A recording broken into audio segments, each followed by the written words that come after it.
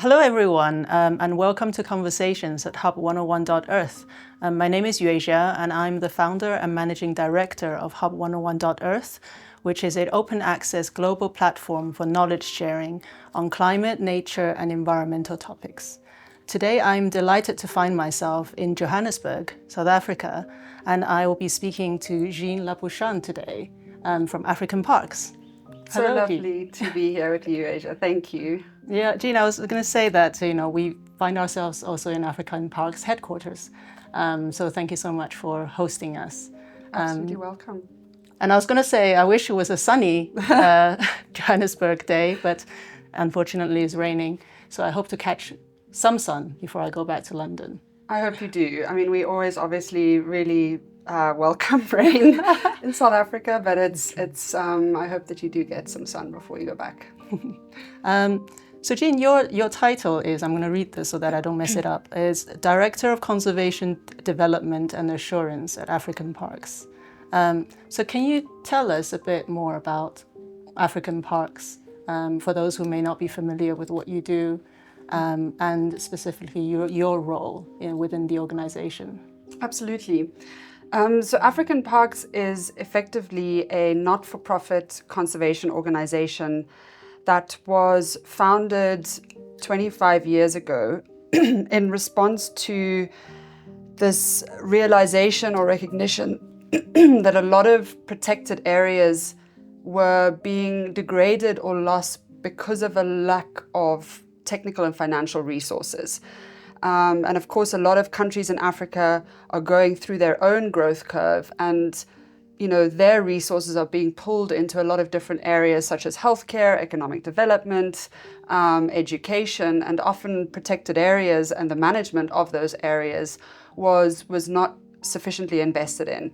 So African Parks was founded as an organization that could effectively partner through long-term partnerships with governments and communities to help them with the management of their areas. So it's similar to a public-private partnership, but within the conservation sector.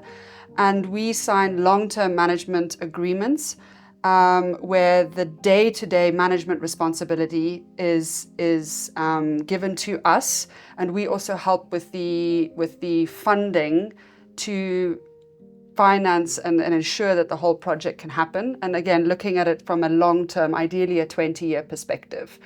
At the time, it was a very new way of doing things, a new model within the conservation sector in Africa. And today, there are probably just over 50 such partnerships on the continent. And I think the nice thing is that the land still is owned by governments and or communities, depending on the legislative underlay. It's only the day-to-day management that is then given to African Parks, but still within a very structured mechanism with local governance that the government, local communities will sit on.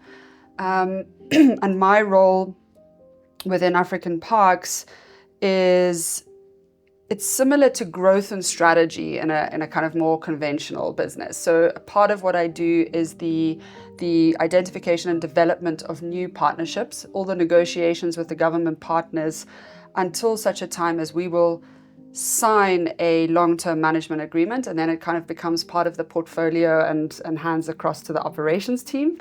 So all of that work sits within my remit, but then the team that I manage also looks at things like our business intelligence, so all of our global data sets. We help with strategic planning. The sort of policy work sits within us. So we don't have any line function in terms of actual management. We're more the sort of looking bigger, looking outward. So again, more growth and strategy, and that's what I spend my time on. Yeah, that's so interesting. I'm so glad we get to talk, because I've been wanting to, capture the great work that you guys are doing for ages for our audience. So it sounds like you have you work with many partners, including governments and communities, and the focus is on conservation of these landscapes. And also engaging with communities in their development and engagement. So then I'm going to ask them a more personal question if we were to pull back, and we'll come back to the main thing. how did you yourself get into this type of conservation work? You know, did you study conservation, biology, or what was the background? Yeah, I love answering this question. So it's fully within my blood. Both of my parents worked in conservation. My mother was actually one of the first women to study conservation in South Africa. Wow. Her and my father worked in the Kalahari system in the Kalahari. As well as Kruger, and then very soon kind of went north and worked in Malawi, and then eventually Tanzania and Chad.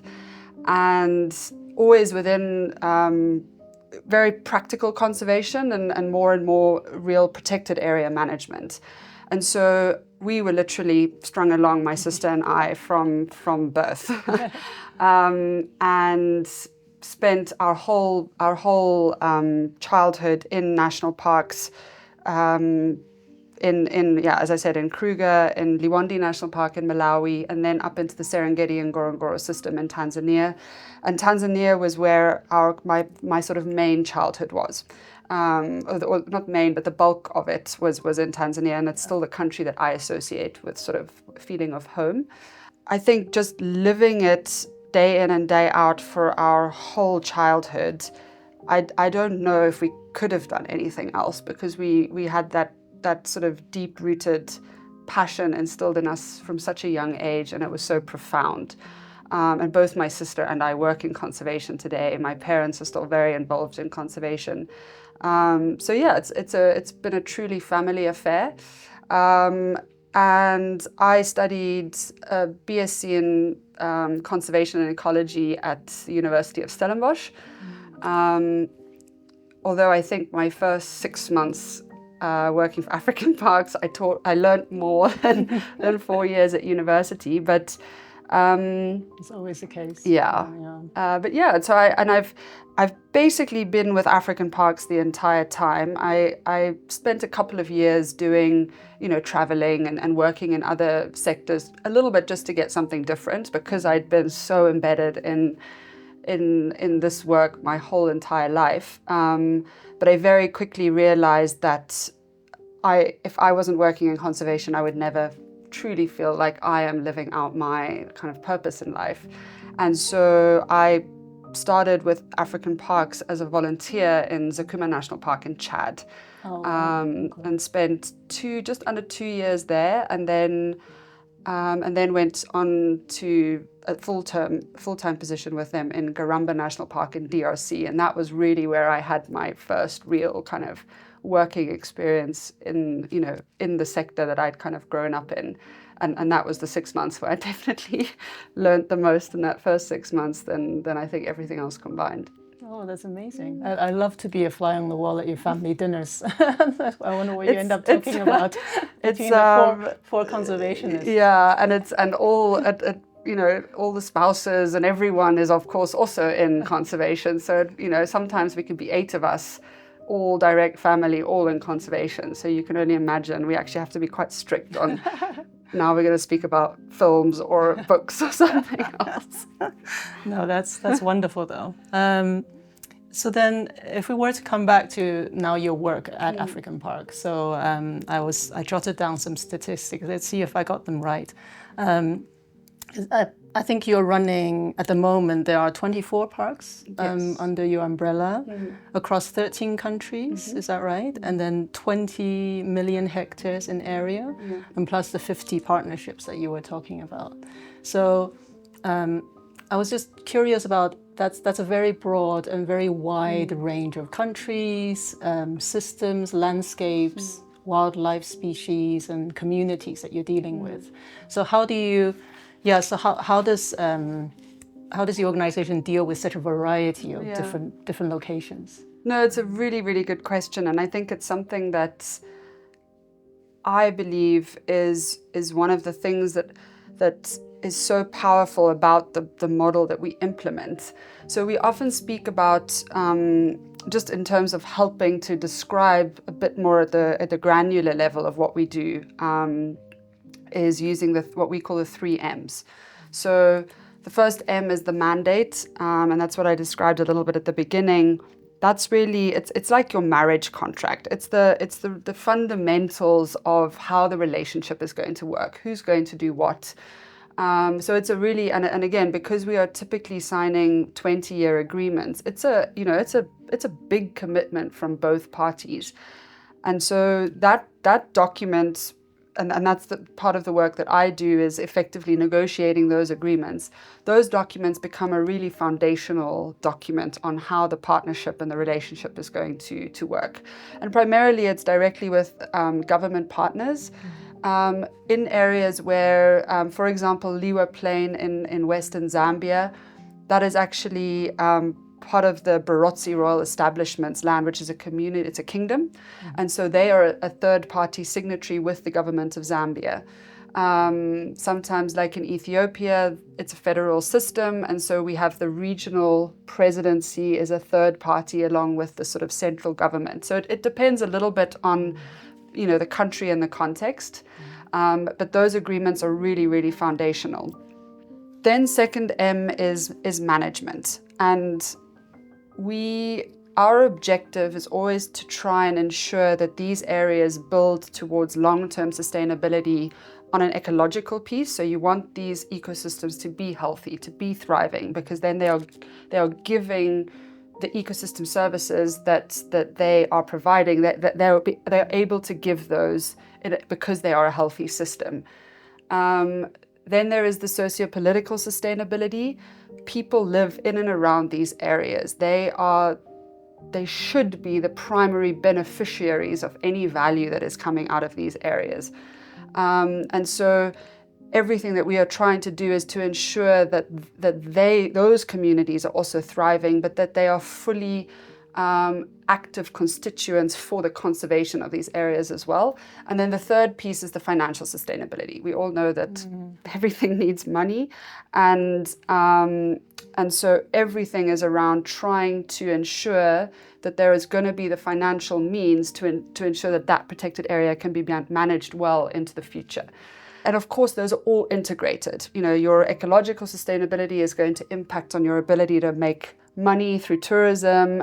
Equally, if you don't have the social buy-in and that support in a very active way, that could jeopardize the entire project. So it's a fully integrated system. And so in every single area that we sign a partnership for, we implement 3 key pillars to help achieve that sustainability. The first is biodiversity conservation, and I mean these aren't in a particular order, but just to explain the 3 pillars. And so that's everything around ensuring that ecosystem is being managed, being protected, and is able to thrive. That will include conservation law enforcement, because a part of it is ensuring that the legislation and the policies and regulations that are ensuring these systems are being managed for nature. We need to ensure that those are being upheld and respected, but it's also things like monitoring, reintroduction of species that might have gone extinct, managing alien invasives, whatever it might be. Then the second pillar is the community development pillar.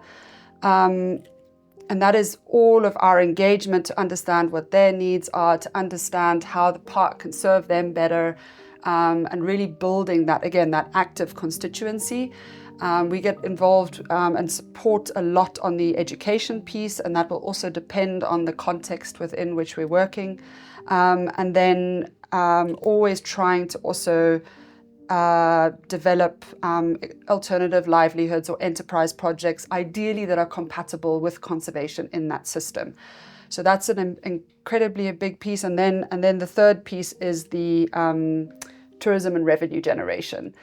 And part of the agreements that we conclude with governments is that whatever we generate locally, i.e. through a lodge in that park or a tourism activity, we want to invest back into that park so that whatever we then still are short on in terms of covering the budget, we can then go to our donor community. So we're showing our donor community that we've done our best to first make the money locally, and then we're kind of closing that gap with what we're asking from the philanthropic or the institutional donors.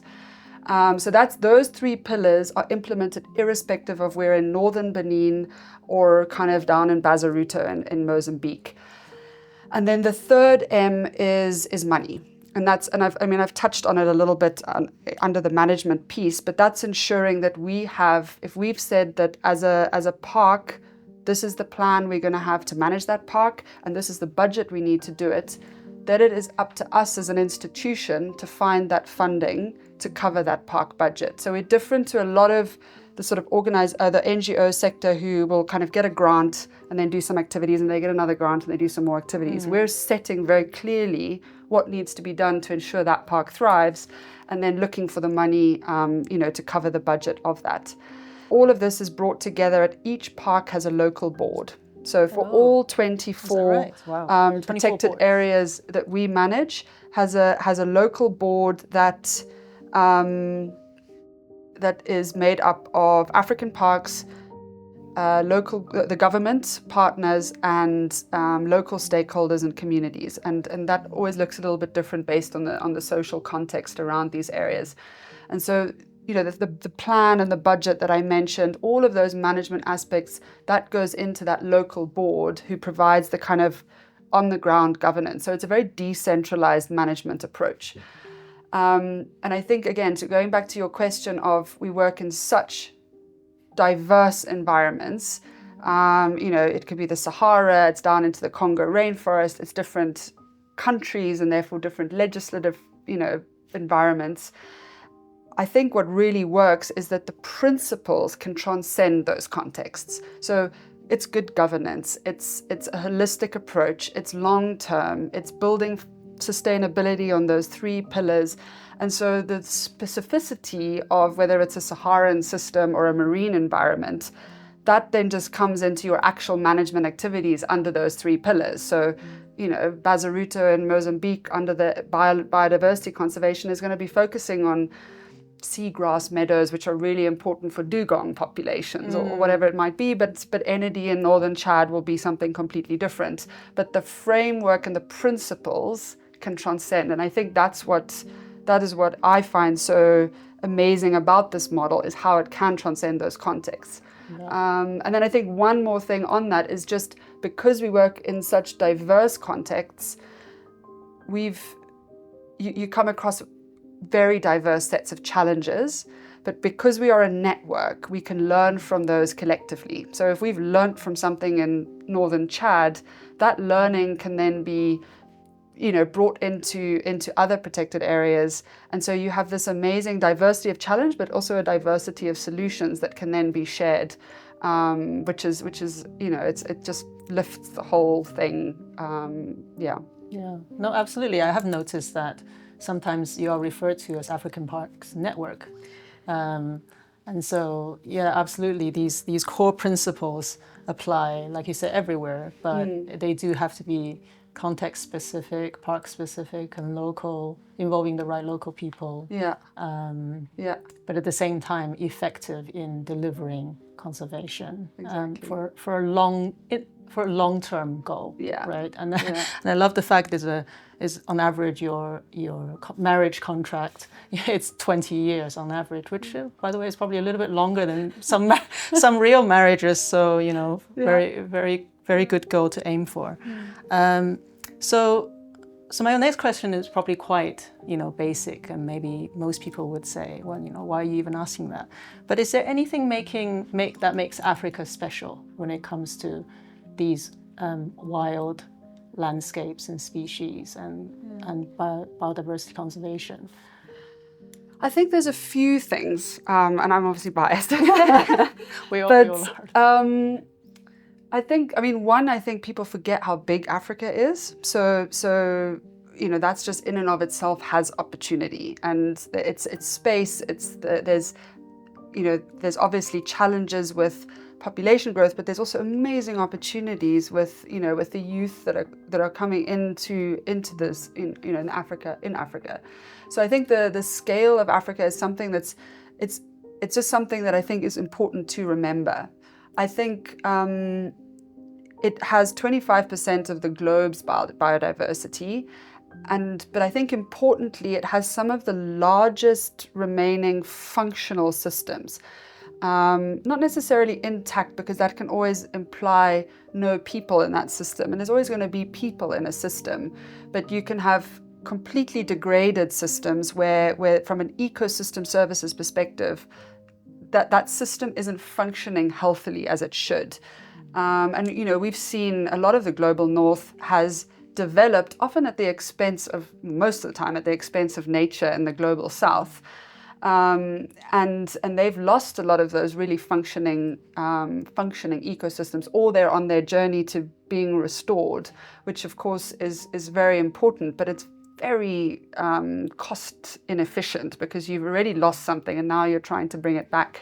Whereas I think Africa still has these really big functioning systems, and there's huge opportunity in that, because they are the foundation off of which the continent can actually develop if it is done in a way that is in balance. Mm-hmm. If we don't do it in balance, then we risk degradation, which is only going to impact people in the long term, and of course biodiversity and wildlife. So I think that for me the biggest thing is probably that opportunity of just, again, natural systems at scale that are still they are functioning and relatively healthy.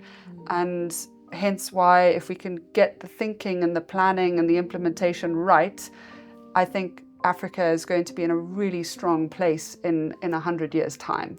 Yeah. But it's really important to get it right now while these areas still exist. Yeah, absolutely. Protect what we have first, you know, rather than somehow let them go or waste, or let them degrade and then somehow restore later at a much greater cost. And you would never probably be able to get back what you may have lost. It's just, no, yeah, that's absolutely, I totally agree. So then, I know we already touched on this. So what do you see are, you know, why are we losing so many wild spaces and these biodiversity environments all across Africa? You know, what are the main drivers and threats to conserving these spaces? Yeah, I think there are so many drivers, but I think if you and it's always hard to bring it down to exactly what, but I do think a lot of them are systemic. You know, I really think it's important. It's very easy to go into, I don't know, charcoal or bushmeat or habitat loss or whatever that may be.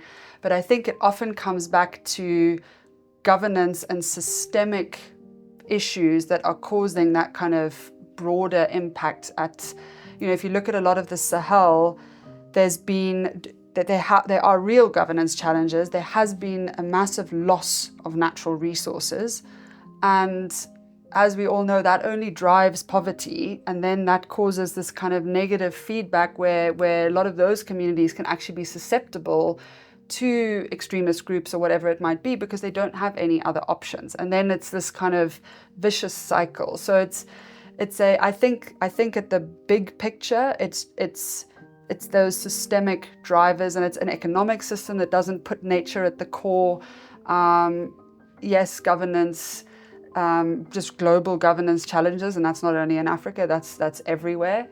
But I think a very big piece that I don't believe is spoken about a lot, and that's a little bit, you know, the genesis of African parks, is that I don't think enough emphasis is put onto execution and implementation and frankly just management. You know, there's often this sort of comment that is made that we've been proclaiming and gazetting new protected areas, but biodiversity is still going down. But nobody has ever said, have we ensured that we are managing those protected areas? You know, I always use the example that everything in the world needs to be managed. You and I need to manage ourselves. We need to eat healthily. We need to sleep. A home needs to be managed. If you don't do maintenance, it's going to fall apart. So it's every single thing in the world needs to be managed, including protected areas, especially because they've got value. They've got trees, they've got resources, they've got fish, they've got meat. And so ensuring, and it's not about protecting from people. It is ensuring that they are managed in a sustainable way that is in balance, where you can have some natural resource use if need be, but it's done in a way that is balanced and that system is going to perpetuate into the future. And so that's more it's not per se a driver, I don't think, but the lack of emphasis on good implementation and management, I think, has caused the consequence of where we are seeing a lot of nature being lost. Because again, oftentimes the policies are there, the areas have already been set aside for sustainable management, sustainable natural resource use, or more kind of a national park where you might not have any offtake per se.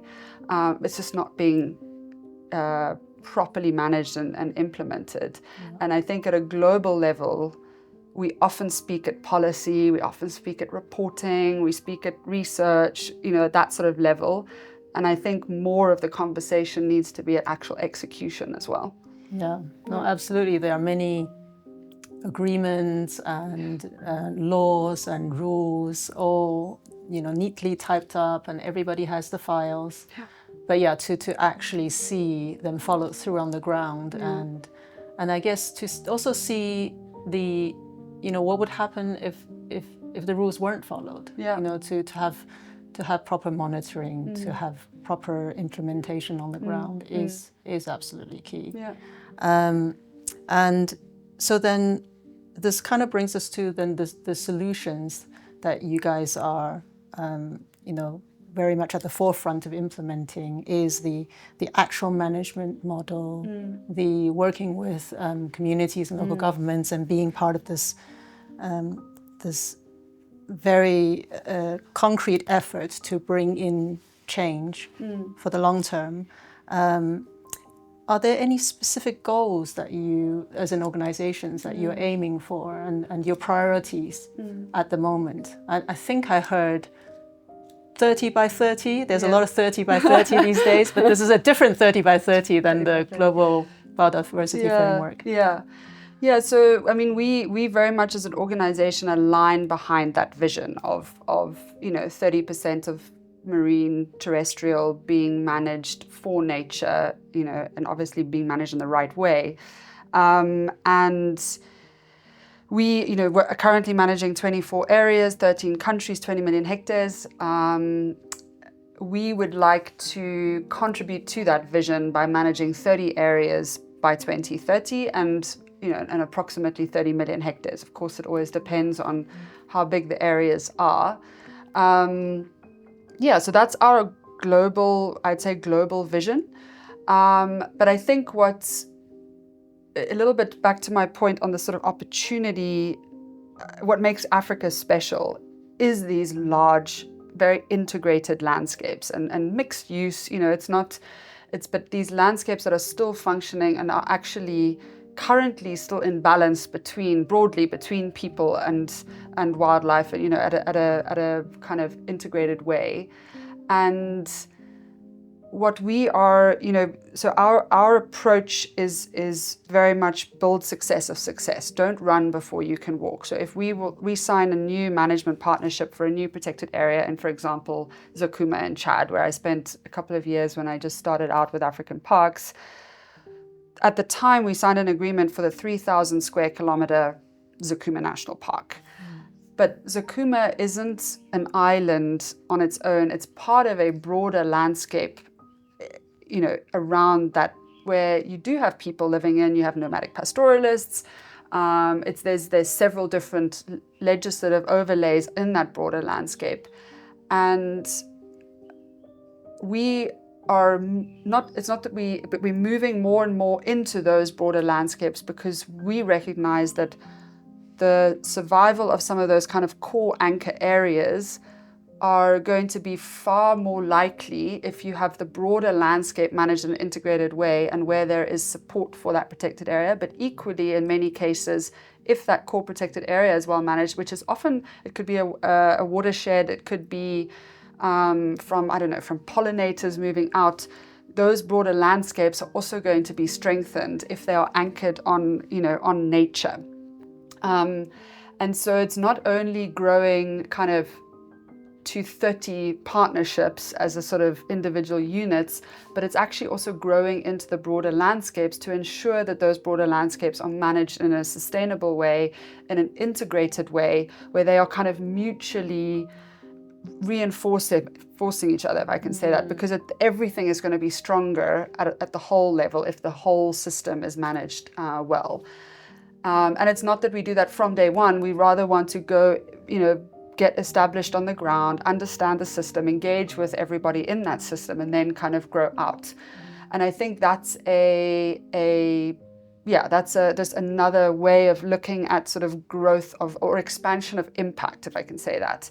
And then I think the third piece that in terms of that is we've started a couple of years ago a program that we call the incubator program. Okay. So it's like in the business world, an incubator. And it's basically where we partner with organizations who want to manage these protected areas in a holistic, long-term way through a partnership similar to the ones we conclude, but might need support in certain areas, or they might need just to have somebody that they can pick up the phone and talk to. It's a very customized partnership based on the needs of that partner organization, but we effectively open up all of our tools, our standard operating procedures, our network of expertise. We literally walk the road with those partners.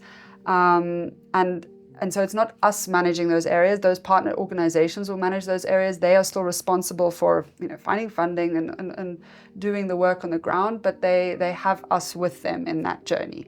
And so it's a softer impact, increasing our impact, but not directly by the work that we do. Yeah, that's so interesting. So you're kind of enabling other conservation organizations to take some of the learnings and things that work from your perspective, and you're sharing that with them to enable them to do their own work. And I think that's one of the best ways to just scale up impact, because you can't, I think, as much as we like to, none of us can do everything alone. And by linking up with like-minded partners and those who share common goals, it's just, I think, the best way to achieve what we all want to see more of, which is conservation of these spaces. Absolutely. And I think it's, we purposefully, I remember asking our CEO several times, what has been some of the more difficult things over the last 25 years, especially the first 20 years. And he always said it was saying no, because you're often being asked to go into many different directions. And I think what African Parks really tried to do is really focus on protected area management. Of course, there's work needed at the policy level and at the, all of these other very important things that need to happen within the sector. But we decided we were going to keep quite focused. And I think, but that obviously brought a level of expertise and a skill set and a lot of hard lessons that we've learned. And I think this program is acknowledging that we've walked that 2-decade journey, and now can we give back a bit? But in that process, we're also learning a lot from those partners. It's a two-way street. And I think it is that, and I'll come to a few more, I'm sure it will come up later, of other initiatives that we're looking at, where we are a little bit looking at how we can give back to the broader sector and be involved more with the broader sector outside of the sort of strict protected area management. But it wasn't because we never wanted to do that. I think we just really tried to keep focused initially to build success of success. And I think the incubator program is the exact example of that. Yeah, no, that's wonderful to hear. So then one of those initiatives were, I think I heard about when we were both at the Business of Conservation conference in Nairobi last week. I heard you talking about an initiative working alongside the African Leadership University's School of Wildlife Conservation. Exactly. So tell me a bit more about that, because I heard bits of it, but I didn't catch everything. Yeah, I mean, I think, you asked earlier, what are some of the challenges in Africa? And obviously there are the sort of drivers of it. But, I mentioned management, I think, is something that needs to be elevated as a priority, or management, execution, implementation. And typically that requires financial resources and human resources. I mean, and I think there's something to be said for institutions who have the ability to do that. And I think that's also something that African Parks really focuses on, is a little bit this head office here. You know, everything around this is to support the teams in the field. They are the ones doing the doing, but we are the kind of the support mechanism, a bit of regulation, a bit of compliance, but trying to have them not reinvent the wheel, and that sort of thing. But the key things really are our financial and technical resources. And financial is always going to be there. We know that, and we're always trying to look at innovative ways of getting more reliable, longer term funding for conservation. But the big thing that we are seeing, and I guess more and more because we are now at such a scale, we're nearly 6,000 employees, full-time employees across the areas that we work, is getting a pipeline of really reliable protected area managers. And what we've seen with a lot of the existing very good initiatives, and they play their role in terms of capacity development, is that they don't always fully unpack the holistic set of skills that you need as a protected area manager in 2025.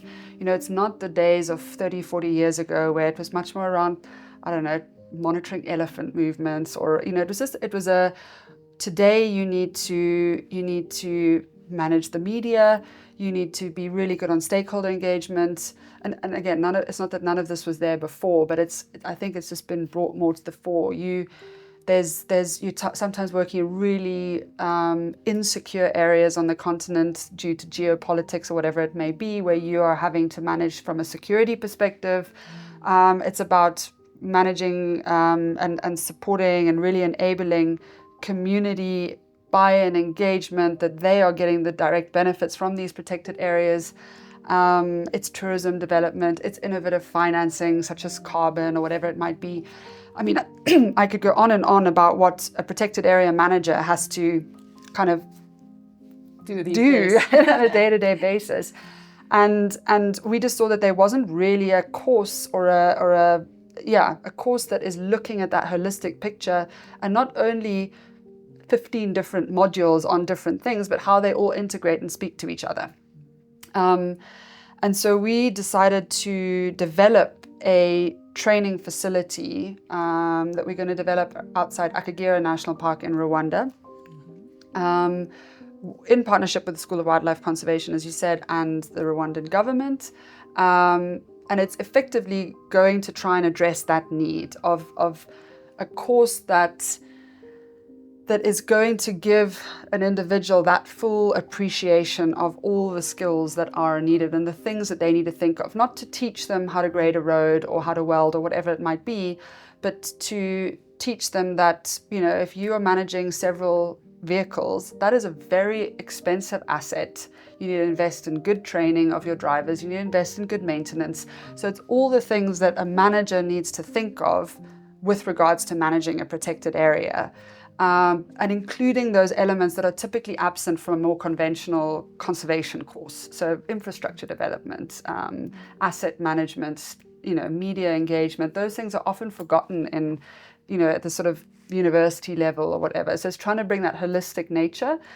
And then I think the really important or exciting thing is that, a little bit like a teaching hospital, we are going to set up the academy next to Akagera National Park, where we can actually use the national park as a teaching park. So you can you can spend some time in the classroom, and then you can go and see how it's happening on the ground. And Akagera is it has a fenced section because there's very high human wildlife conflict. It has an unfenced section. It's on an international border. There's a lake network within the park. So there's the marine component, there's terrestrial. They've reintroduced species such as lion and white rhino and black rhino. There's a very strong community component, and through all the cooperatives in and around the park, they're the only park amongst the parks that we manage that is financially self-sustaining through tourism. So a very healthy tourism project. So it's a really nice kind of overall teaching park. And then we just believed it's really fantastic to have a physical location, because then people can come together for a couple of months and we can do follow-on work thereafter, through mentoring and case studies. But so much of the magic happens when you're sitting around the fire and you're engaging and cross kind of engaging with people that you wouldn't be engaging with on a normal day-to-day basis. And then it's a lot of opportunity to work on the soft skills as well, because we also find that is so often missing from.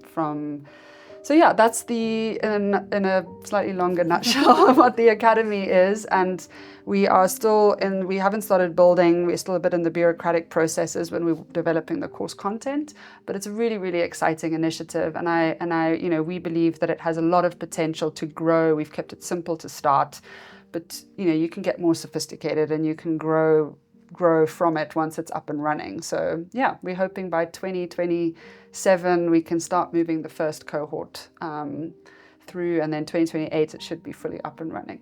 Yeah, well, it sounds amazing. In fact, can I send you my kids? In fact, I'll come myself. I've really thought that I would love to go. Yeah, jokes aside, it's just, as you say, it is really, it's really wonderful to be able to combine some of the research and academic expertise with hands-on practical skills that you need to manage these areas. As you say, I think I can't think of a better partnership really to deliver both to the same cohort. As you say, the world has moved on in the 25 years. And that new skill set would just help the next generation of local African talent and become protectors of these spaces. Yeah.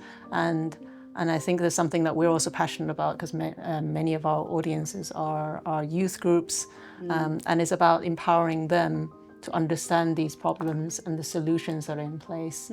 And the next generation of Africans are very promising, and so how do we tap into that huge resource that's upcoming? Yeah, and I think I was on the panel at Business of Conservation conference, and there was somebody from the youth on that panel, and we discussed a lot about. I think there's still this perception that if you want to go into conservation as a career, it's very much in the conservation piece. You're going to be in wildlife monitoring, and it's also to make it clear that there's so many different roles in, it's finance, it's logistics, it's pilots, it's builders, it's, there's such a range of, as a career path in the conservation sector. And I think that's also opening that up and opening that realization up through a course that is really tapping into all of those various different elements. Yeah. And I think it's also a lot of work that we all need to do as a kind of, as the sector is in our engagement with the youth, is to show all of those different career paths, that it isn't only the kind of what you might perceive it to be just because that's what you assume. And I think that's a big role that everyone has to play, because there is such an opportunity in the youth on this continent. And I get really, really excited when I talk about it, because people do care, and if you can instill that passion and give them the skill set, there's no stopping, there's no ceiling. Yeah, absolutely. I could talk to you all day, but I'm aware that we do have X amount of your time. So I wanted to, I guess, finish with one last question. Is there a particular park that is your favorite that you can tell us about? I don't think, it's very hard for me to have a favorite, because every single one of these areas is extremely special. I think probably the country that is very, very close to my heart is Chad. And both Zakuma National Park in the southeast and Enedi up in the Sahara very few people visit those areas and don't feel extremely moved by them. There's almost, I often speak of Enedi almost being like a spiritual place, because it's just really, really special. And the Chadian people are so wonderful. So I think, and obviously there's a bias there because I worked there. It was the start of my career with African Parks. And it's in no means, I can't say that it's a favorite, but it's definitely a place that holds a very special place in my heart. And I think it's also been wonderful to see the journey there. It's a country that I think wrongly was always seen in the media as just its insecurity, or its oil, or its desertification. It's, those were all the headlines always coming out of Chad. And I think through 15 years of really hard work with those local communities, with the government, those systems have been revived, where they are now, on the front of Time magazine as the top 100 places to visit, or National Geographic, or Condé Nast. It's being celebrated for what it really is, as opposed to just what the media headlines used to keep putting on it. So, and I think that for me is also very special, because it's honestly what the country deserves. Yeah, that's wonderful. I'm going to write that down. So. Well, thank you so much for chatting to me. It's just wonderful that we get a chance to speak like this, and I'm sure we will, touch base again soon. And and I hope to come back to visit African Parks headquarters, or one of your parks. Get into the field at some point. If I don't get into the school. Yeah. But thank you so much for today. No, thank you, and for all that you do and all of your support. It means so much. Thank you. Thank you.